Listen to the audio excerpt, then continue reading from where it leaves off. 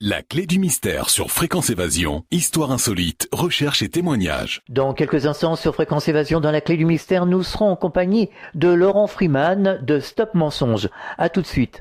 Réactualisez régulièrement toutes vos applications iPhone et Android sur les sites de Fréquence Évasion Radio et Monte Carlo Azur, fréquenceévasion.com, fréquenceévasion2.com et montecarloazur.com. Fréquence Évasion. Fréquence Évasion. Laurent Freeman, bonjour, merci d'être avec nous. Bonjour. Alors, vous êtes le créateur de Stop Mensonge que vous avez créé en 2009. Quels sont les principaux objectifs et les sujets que vous exposez aux personnes en recherche de vérité? Eh bien, en fait, on couvre plusieurs sujets qui partent de la géopolitique en passant par tout ce qui est en fait santé, économie, attentats sous faux drapeau, histoire. Les mensonges historiques, les mensonges d'Hollywood, tout ce qui concerne aussi la physique, l'astronomie, la science en général, l'exopolitique, tout ce qui touche aux ovnis, aux UFO, aux extraterrestres, et aussi la spiritualité, qui est une part importante aussi à l'intérieur de Stop Mensonge. Alors vous êtes plusieurs chroniqueurs qui participent à Stop Mensonge. Vous faites une revue de presse chaque semaine. Vous pourriez nous présenter vos chroniqueurs et les sujets débattus? Oui, alors les sujets débattus, je vais déjà commencer par ça. Ça dépend en fait de l'actualité, puisque on parle essentiellement des sujets qui ont été postés durant la semaine en cours sur Stop Mensonge. Donc c'est variable et puis ça rentre dans le cadre des catégories que je viens d'énoncer juste avant. Au niveau des intervenants, ça dépend, ça varie entre 4 et 6. Donc moi il y a moi, il y a Estelle qui est au Canada, qui est beaucoup plus dans le domaine spirituel et exopolitique.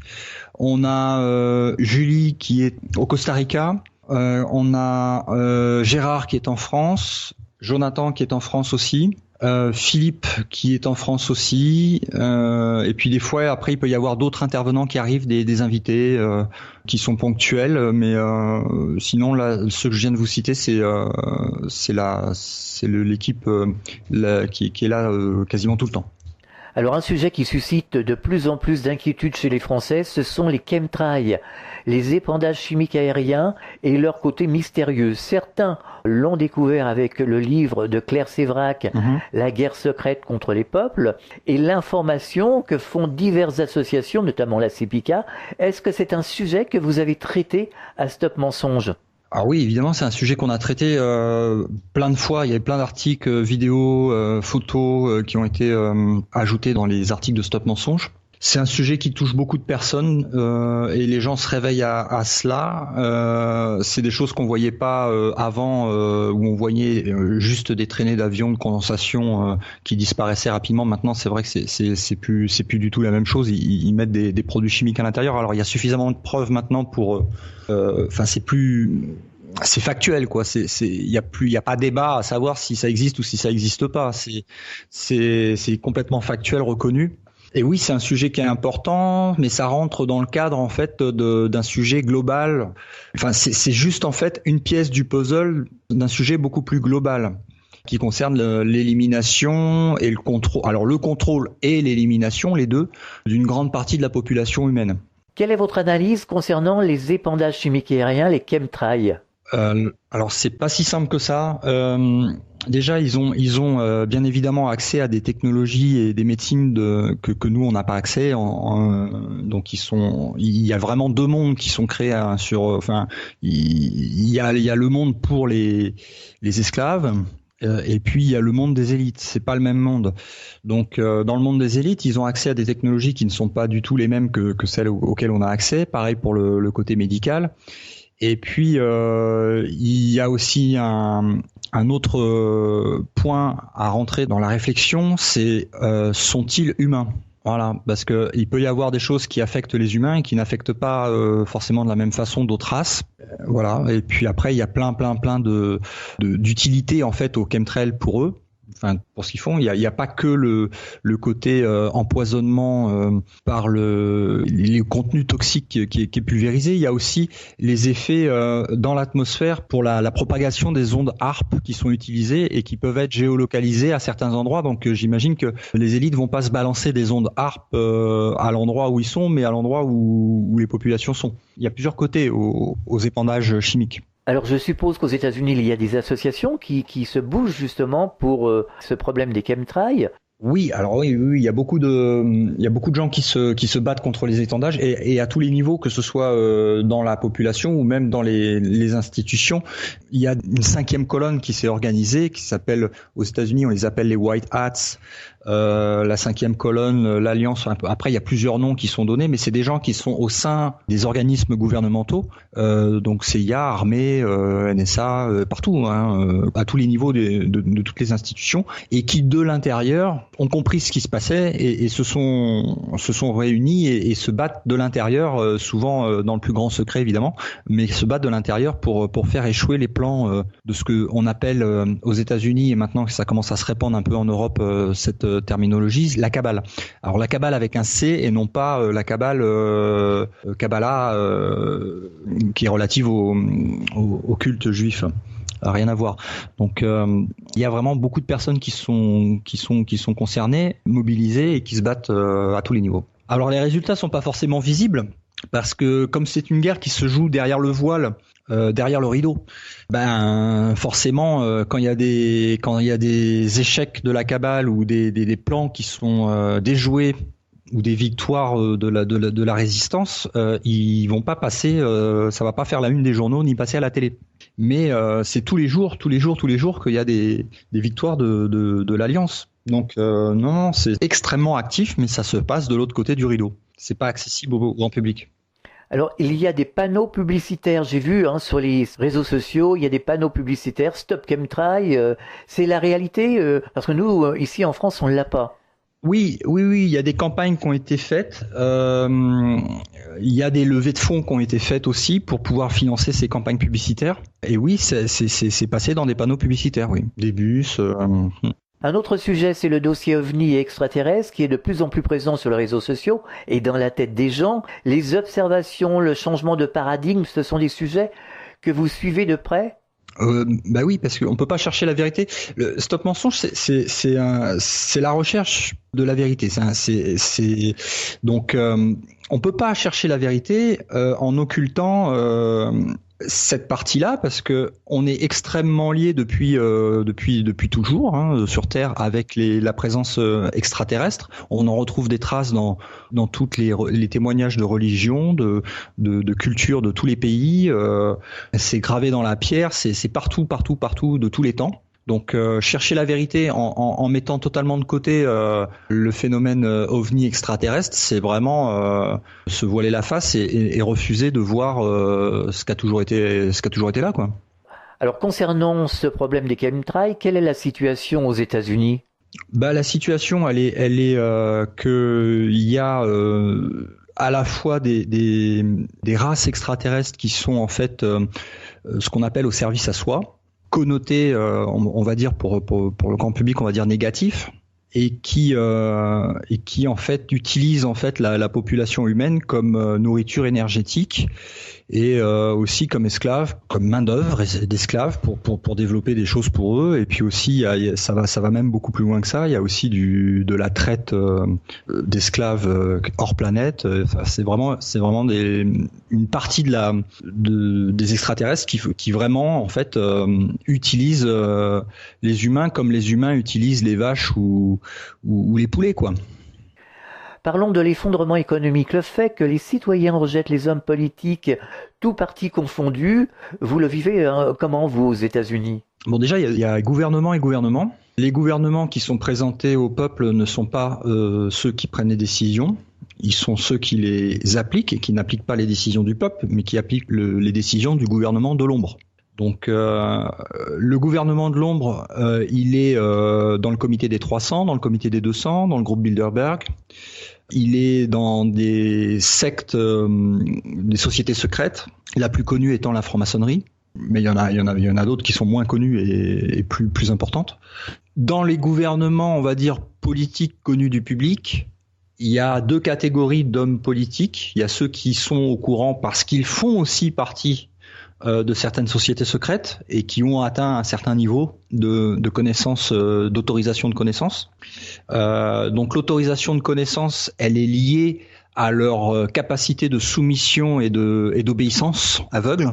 Et puis aussi au nombre de casseroles que ceux qui sont au-dessus dans les sociétés secrètes ont sur eux. C'est-à-dire que plus il va y avoir de preuves accumulées, vidéos, pédophilie, trafic dans tout genre d'organes, de machins, plus ils sont mouillés jusqu'au cou, plus ils vont être tenus en fait par des dossiers par les gens qui sont dans les gouvernements secrets, et plus ils vont pouvoir accéder à l'information parce qu'ils ne pourront pas la révéler au public sous contrainte d'avoir leurs méfaits exposés. Donc quand il y en a un qui commence à sortir des rangs, hop, on sort les casseroles et puis c'est terminé. Donc ils ont tellement de casseroles au cul. Donc il faut être en fait le plus pourri possible pour accéder aux hautes fonctions. Alors on parle beaucoup du passage de la planète en 4e voire 5e dimension. Qu'en pensez-vous ? C'est quelque chose qu'on constate qui est factuel aussi. La résonance de Schumann, elle augmente. Ceux qui sont plus sensibles peuvent percevoir que on n'est plus du tout dans les mêmes énergies qu'il y a 10 ans. On voit aussi une sorte de séparation, de scission qui se fait parce que ces hautes énergies, ils demandent aussi en fait un choix en fait. C'est-à-dire que tu ne peux pas passer dans ces énergies-là en restant comme tu étais avant.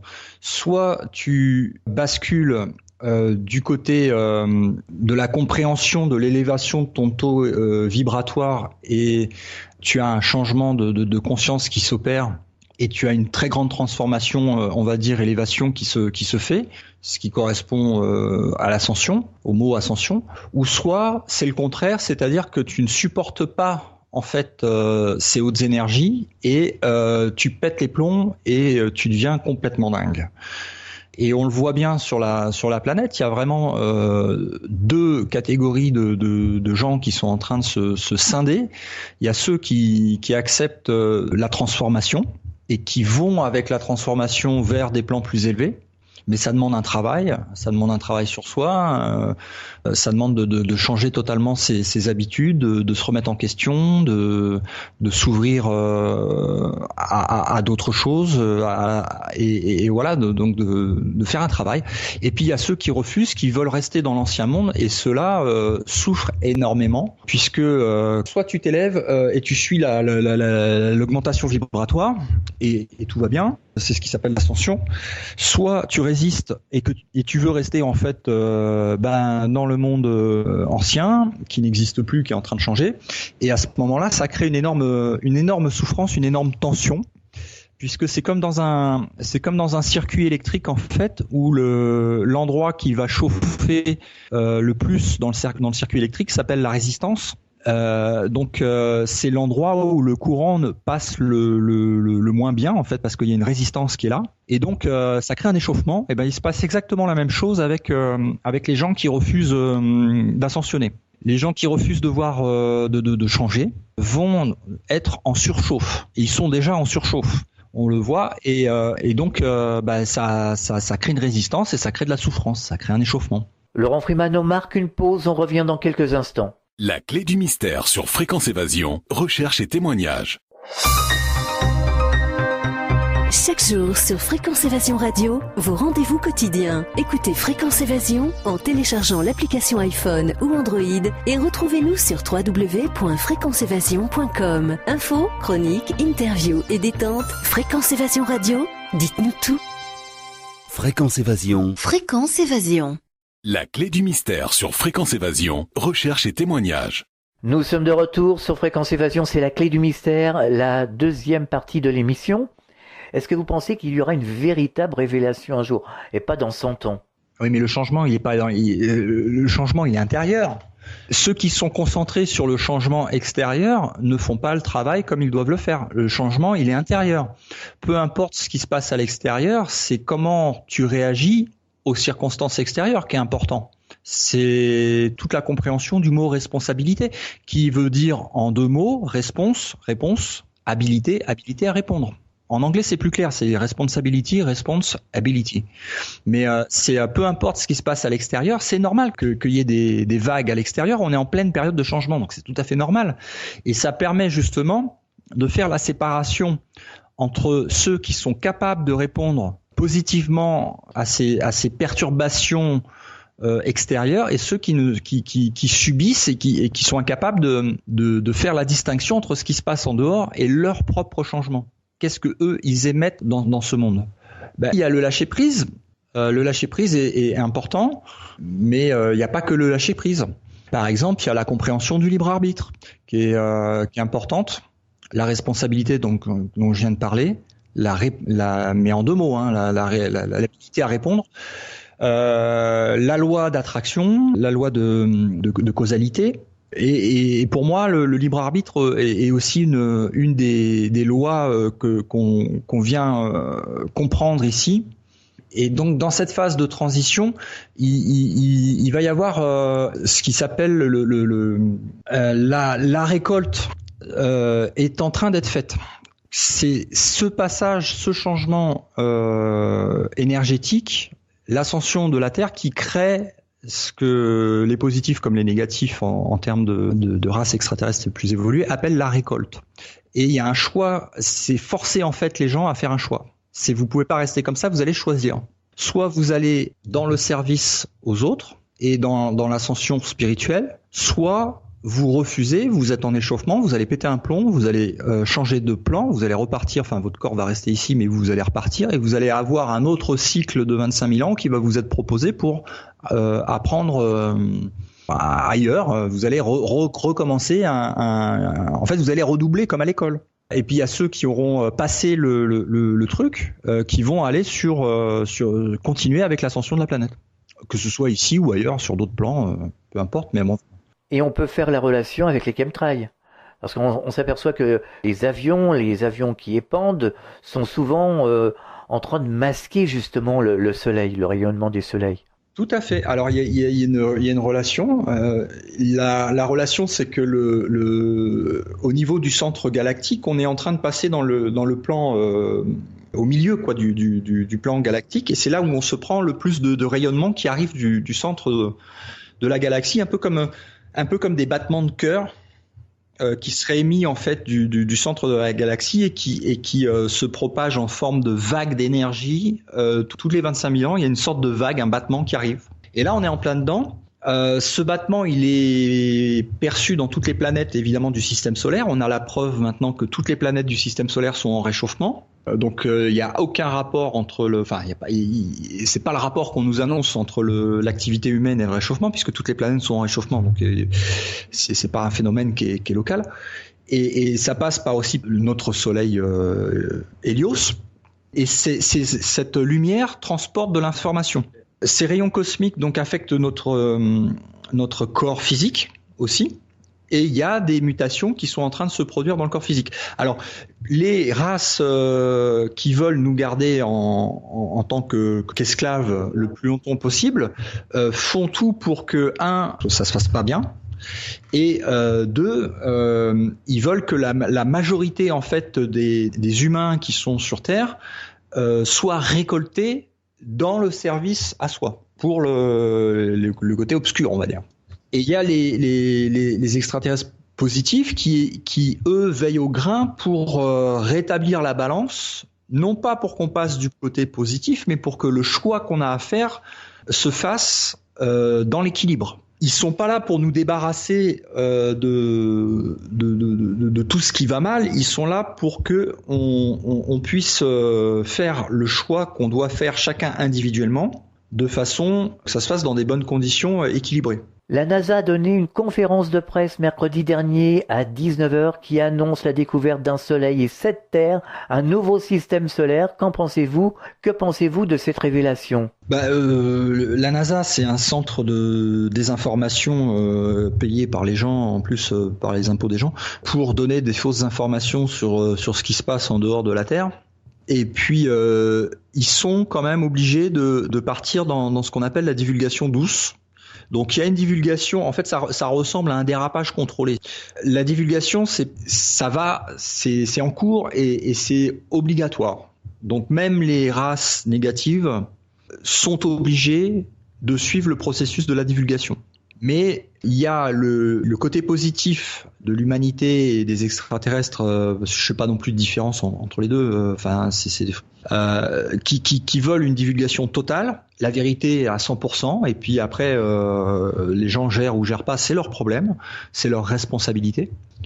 Et puis de l'autre côté, on a les forces de l'ombre, on va dire, qui eux veulent une divulgation en douceur, douce, étalée sur 100 ans, de manière à couvrir en fait les crimes qu'ils ont fait dans leur incarnation, parce que ils ont tellement de crimes et il y a tellement de crimes qui sont liés à la non-divulgation et au secret. Parce que je sais pas si tu imagines le nombre de personnes, de millions de personnes qui auraient pu être entre guillemets sauvées au niveau médical, guerre, etc., et qui ont donné leur vie entre guillemets, parce que la vie continue, mais qui ont donné, qui sont morts en termes physiques à cause du secret. Donc ce sont des criminels de masse, hein, qui dirigent la planète. Et donc pour couvrir en fait leur crime et puis qu'ils se retrouvent pas au pilori, ils veulent une divulgation qui s'étale sur 100 ans, de manière à ce que après moi le déluge, tu vois. Et puis en même temps garder le contrôle et amener toujours garder les humains en esclavage et puis les emmener un peu où ils veulent, où on voit qu'ils veulent nous emmener quand on regarde leurs films de science-fiction futuristes entre guillemets qui sont complètement hallucinants, où on a l'impression de se retrouver en fait au Far West mais avec des vaisseaux spatiaux, quoi. C'est-à-dire que quand tu regardes les films à Hollywood, c'est hallucinant, les mecs ils sont toujours en train de boire du whisky dans leur vaisseau spatial, en train de s'engueuler pour des bonnes femmes. Vraiment, c'est le bas de l'échelle de l'humanité, mais version Star Trek. C'est leur vision du truc, avec toujours des problèmes de gouvernement, de chefs, d'argent. Ils ont transposé en fait leur. C'est le même schéma, mais version hollywoodien, quoi. Dans les faits, on voit clairement que la cabale perd du terrain tous les jours et que l'Alliance gagne du terrain tous les jours. Pour moi, là, les rapports sont même carrément inversés, hein. C'est-à-dire qu'on est clairement en train de gagner. Sur le papier, on va dire, on a déjà gagné. C'est juste une question de temps parce qu'il y a quand même des lourdeurs à se débarrasser qu'ils ont mis en place. Et puis bon, ils ont quand même encore le contrôle sur pas mal de trucs. Mais voilà, c'est juste une question de peu de temps, de quelques années. Alors justement, un mot sur l'élection de Donald Trump. Alors, ce qui est très intéressant, c'est ce qui s'est passé avec l'élection de Donald Trump. Donald Trump, en fait,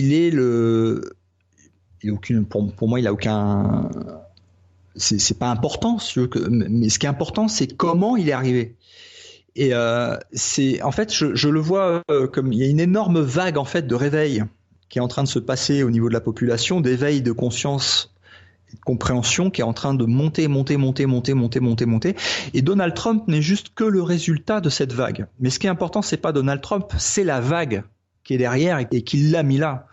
Et cette vague, elle va être de plus en plus grosse et elle commence à s'apercevoir, on va dire, si tu es au bord de la plage, tu commences à la voir monter. Quand elle va arriver sur la terre ferme, dans peu de temps, on peut pas donner de date parce que ça va dépendre de plein de choses qu'on décide tous entre nous, on est en co-création, mais ça va arriver dans les quelques années qui viennent. Cette vague, elle arrive et soit en fait, tu vas en faire partie et tu vas surfer et tu vas aller super vite, super loin, super haut, ou soit tu vas vouloir la combattre et tu vas te la prendre sur la figure, mais alors d'une force, ça va faire très très mal. Alors quelque part, Donald Trump a été élu, mais il y a quelque chose de particulier à faire. Non, je reconnais pas de rôle plus important à Donald Trump. C'est un choix. Après, ça se décide. Tu peux très bien aussi ne pas avoir ton rôle et rester dans ta croyance que tu n'as aucun pouvoir, etc. Ça, y a pas de problème. Si tu veux quelqu'un qui croit ça, je le respecte et puis il y a pas de problème. Mais Donald Trump n'a pas plus de pouvoir que n'importe qui décide d'avoir du pouvoir et d'agir. Et nous, on peut faire certaines choses que lui ne peut pas faire. Alors comment ressentez-vous la campagne électorale française et l'actualité politique et médiatique vue des États-Unis ? Vu des États-Unis, alors les Américains ils s'en foutent complètement de la campagne politique française. En général, on peut jamais parler pour tout le monde. Maintenant, moi, j'ai annoncé que c'est un pari, mais je pense que ça va être comme ça. C'est pas une vision, c'est un pari que je fais sur le futur et je le vois comme ça. Je pense que ça sera la dernière élection présidentielle française. Pourquoi ? Parce que les gens se réveillent. Et que je pense qu'il y en a encore qui attendent qui ont encore besoin d'un énième coup de pied au cul pour se réveiller, et ça sera le dernier coup de pied au cul, parce que il y a bien un moment où les gens vont comprendre que faut arrêter d'avoir des maîtres, et que tant qu'ils éliront des maîtres, ils resteront des esclaves. Mais le gouvernement espagnol et belge sont restés pendant des mois, je crois même plusieurs années, sans président. Les fonctionnaires sont là pour appliquer ce que le peuple il a décidé qu'il fallait faire. À partir du moment où il y a des fonctionnaires qui sont payés pour appliquer ce que le peuple il décide qu'il faut faire, il n'y a pas besoin de maître. Faut qu'on m'explique le truc. On est en 2017, on a Internet, une application smartphone, et puis terminé. C'est qu'est-ce qu'on fait ? Hop, voilà, à l'échelle communale, à l'échelle nationale, à l'échelle, peu importe, même à l'échelle humaine, tout le monde choisit, on vote et puis voilà, on applique. Il y a des gens qui sont là pour appliquer après nos décisions, mais il n'y a pas besoin d'un gars qui va prendre de l'argent pour aller faire l'inverse de ce qu'il a dit qu'il ferait. Ça ne sert à rien. Puis il n'a pas à avoir de programme. Je m'en fous du programme d'Hollande ou de n'importe qui. Moi, ce qui m'intéresse, c'est le programme de tout le monde. Il faut refaire une constitution pour chaque peuple. Moi, j'ai commencé à faire des propositions sur la Fondation pour l'humanité que j'ai montée l'année dernière avec des amis. On fait des propositions pour une constitution de l'humanité, mais c'est après il faut peut-être aussi commencer par le faire pour un pays, peut-être. Mais en tout cas, il faut que ça soit les gens qui fassent leur constitution. À l'heure actuelle, il n'y a aucune loi dans aucun pays au monde qui est une loi reconnue, votée, faite par le peuple. Donc il faut refaire toutes les lois, il faut changer toutes les lois, repartir, il faut tout raser. Repartir à zéro et en commençant par la Constitution, les outils de création de lois, refaire. Il faut tout refaire, tout le système. Donc ceux qui pensent qu'ils vont changer le système de l'intérieur, ils n'ont rien compris à ce que c'est qu'un système, puisqu'un système, la première raison d'être d'un système, le premier outil d'un système, c'est l'autopréservation. Donc quand un système est créé, son premier rôle, son tout premier rôle, c'est de s'auto-préserver. Donc il n'y a pas à changer le système. Le système, il n'y a pas à le changer de l'intérieur, puisqu'il est fait pour ne pas changer. Il faut l'enlever, il faut en créer un autre à côté, et que l'autre à côté prenne le pas sur l'ancien qui est en train de s'écrouler. Il n'y a même pas à combattre le système actuel.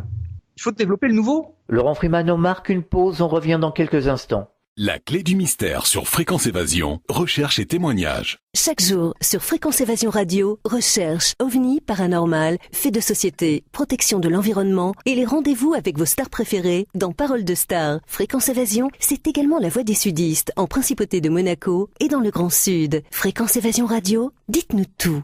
Dites-nous tout. Dites-nous tout.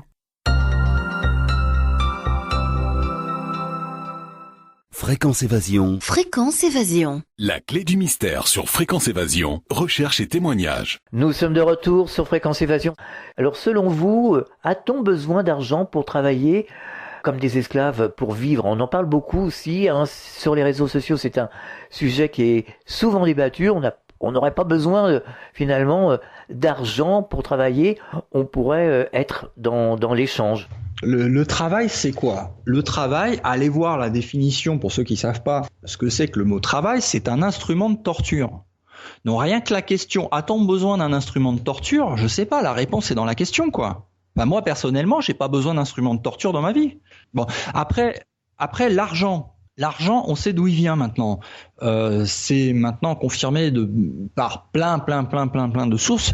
L'argent ne vient pas de la Terre. Il y a 30 000 ans sur Terre, il n'y avait pas d'argent. Ça a été implémenté par des extraterrestres en provenance du système d'Orion. Ça a été mis en place quand ils sont passés de l'esclavage physique avec chaîne et boulet à on enlève les barreaux et on vous tient par la dette et par l'argent qu'on implémente et on va vous faire travailler. Vous allez nous donner votre autorisation de vous maintenir en esclavage parce qu'on va vous donner des billets ou des pièces, peu importe. À l'origine, c'était des tablettes. Mais c'est un système qui n'est pas humain, qui n'est implémenté à ma connaissance sur aucune autre planète, à ma connaissance, parce que je connais pas tout, et qui en fait est un parasite qui vient se greffer au milieu d'un système d'échange. À l'origine, il y a l'échange. L'échange ne peut pas être basé sur un marché avec une valeur commune pour tout le monde, puisque la valeur, elle est intrinsèque à chaque individu. Si dans ton jardin, tu as des tonnes de cerisiers et que ton voisin, il a plein de pommiers et pas de cerisiers, toi, une cerise, ça vaut rien, mais une pomme, ça vaut beaucoup. Lui, ça va être l'inverse. Si tu vas voir quelqu'un dans le désert qui meurt de soif et que tu lui proposes entre 1 litre d'eau et 10 kilos d'or, il va te dire non, moi, la valeur que je donne à tes 10 kilos d'or, c'est 0.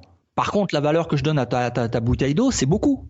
Donc le troc, oui, et c'est pas basé sur un marché. C'est tiens, j'en ai trop, j'ai besoin de ça. Ah bah tiens, est-ce que si je te donne ça, est-ce que tu peux me donner ça? Oui, non.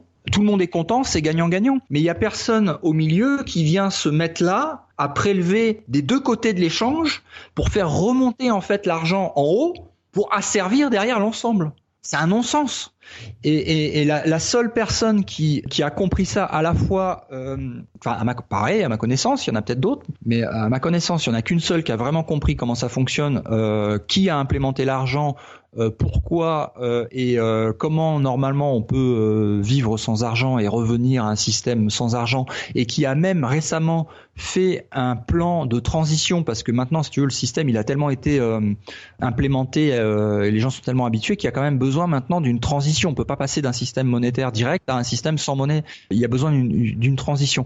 Eh ben, il y a une personne sur Terre qui a, à ma connaissance, fait le lien dans tout et qui propose toutes les solutions viables. C'est Michael Tellinger avec son projet qui s'appelle Ubuntu. Michael Tellinger, il est sud-africain. Il a monté un parti politique qui s'appelle Ubuntu. Ubuntu veut dire partager, échanger en langage africain. Et c'est un système qui est basé en fait sur le c'est le seul parti politique au monde qui propose de mettre fin totalement au système monétaire. C'est le seul. Donc quand les gens croient qu'ils ont le choix entre un Mélenchon, une Marine Le Pen ou même l'URP, Asselineau, etc. Mais non, ils n'ont aucun choix. Ils restent à travailler et à payer et à avoir des taxes. Non, il n'y a aucun choix proposé. Aucun. On reste dans le système. On sort de l'Europe, on rentre dans l'Europe, peu importe, toujours dans le système. Donc le seul choix, c'est de s'ouvrir et de prendre de la hauteur et de voir que waouh, il existe autre chose et il existe des choses qui valent la peine que là, par contre, je défende ça. Et donc Ubuntu, ça fait 11 ans qu'il a commencé. Il faut savoir qu'il a aussi il fait partie des émissions de Alien, ancien Alien que tu peux voir sur History Channel. C'est aussi un archéologue. Donc il a fait beaucoup de découvertes, notamment en Afrique, sur les réseaux de cercles de pierre. Beaucoup de travail aussi sur l'origine des Anunnakis, ce qu'ils ont implémenté, d'ailleurs le système monétaire, etc. Il a écrit des bouquins là-dessus. Et en fait, il a mis au point un système où il a fait l'étude à l'échelle d'un village de 5000 habitants. Et il a regardé, il a dit qu'est-ce qu'il y a besoin pour garder le même niveau de vie? Il y a besoin d'une école, il y a besoin de professeurs, il y a besoin de gens pour faire les maisons, le réseau électrique, les communications, l'agriculture, le réseau pour amener la nourriture, etc. Les profs, etc. Et puis après, tu t'aperçois que dans les besoins que tu as pour garder ton niveau de vie et vivre correctement, sans plus ni moins, tu t'aperçois qu'il y a 80% des emplois qui ne servent absolument à rien. Mais à rien. Avocats, comptables, politiciens élus, ces emplois qui ne servent absolument à rien de concret. Ça t'apporte pas un toit, ça t'apporte pas à manger, ça t'apporte pas du bonheur, ça t'apporte pas des loisirs, ça t'apporte rien. Ça n'apporte pas de technologie, pas d'innovation, pas d'art, ça n'apporte rien. Et donc, il a regardé et puis il a dit pour faire tourner ce village de 5000 habitants, ça nécessite à l'heure actuelle avec le système monétaire tant d'heures de travail de la part de tous les gens qui sont là. Parce qu'il y a ce parasitage, tous ces métiers qui servent à rien, tout cet argent qui est dépensé pour rien, etc. Donc ça demande une somme colossale de travail pour très très peu de résultats. Et en fait, quand tu enlèves tout ce qui ne sert à rien et que tu te concentres sur ce qui est utile, eh ben, tu t'aperçois qu'en fait, quand tu divises le nombre d'heures de travail qu'il faut pour garder le même niveau, c'est 3 heures de travail par semaine et par personne. Mais par contre, c'est pas 3 heures pour ta gueule, c'est 3 heures pour la communauté, au service de ce que les gens ont besoin. Donc ça peut être planter des pommes, ça peut être nettoyer un endroit, peu importe. Ça représente 3 heures de travail.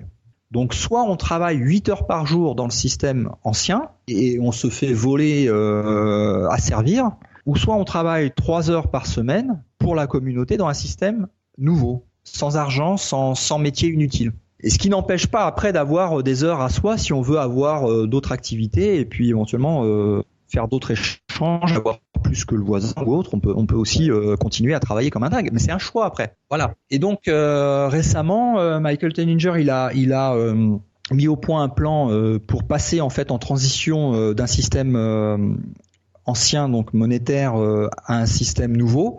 Je veux pas le détailler ici, ça serait trop long, et puis je veux pas le mal le détailler, donc je préfère en faire des articles, et puis il y a des vidéos qui sont faites qui sont très bien. Allez vous renseigner, il y a des plans qui sont prévus. Et là actuellement, il est maintenant en communication avec des élus dans différents pays pour trouver en fait des villages comme ça qui seraient prêts à passer justement sur cette transition et sur ce nouveau modèle. Et récemment, il était au Brésil, et avec des autorisations de maires, d'élus et aussi ça demande aussi l'accord de tous les 5000 personnes qui sont dans le village. Hein. Il faut un consensus, et il a des appuis politiques pour le faire, parce qu'il y a maintenant aussi des politiques qui se réveillent. Et dès que ça va commencer à s'implémenter, on va avoir la preuve par A plus B que c'est faisable. Et c'est tout à fait logique. Est-ce que vous avez des idées, des projets à développer pour Stop Mensonge ? Oui, il y en a toujours. Des projets, là j'ai lancé un projet collaboratif pour justement avoir plus de personnes qui nous donnent des informations de pays étrangers où on n'a pas forcément accès à la langue, mais eux oui, et de les mettre en relation avec des traducteurs et des monteurs aussi, des éditeurs vidéo pour des traductions de sous-titrage de vidéos. De manière à rendre accessible en français le plus d'informations possibles qui ne sont pour l'instant pas accessibles en français, parce que la France c'est un des pays le plus en retard au niveau information et le plus censuré. Je crois que dans la liste de la liberté de la presse, je crois qu'on est au 45e ou 46e niveau. Enfin, c'est un truc, on n'est pas très loin de la Corée du Nord. Alors, est-ce que vous auriez un message adressé aux auditeurs ? Ne croyez personne, faites vos recherches, devenez responsable et indépendant, et en fait passez de je suis le mouvement et je reste dans le moule à je me lève, je me mets debout et je suis pas venu sur Terre pour travailler 8 heures par jour, me faire traiter comme une merde et puis refiler ça à mes enfants, quoi. Il y a un moment, stop, c'est stop, quoi. Laurent Freeman, on peut vous retrouver sur Stop Mensonge, stopmensonge.com. Laurent Freeman, merci d'avoir participé à cette émission sur Fréquence Évasion dans la clé du mystère, et à très bientôt. Au revoir. Merci, à bientôt. Fréquence Évasion.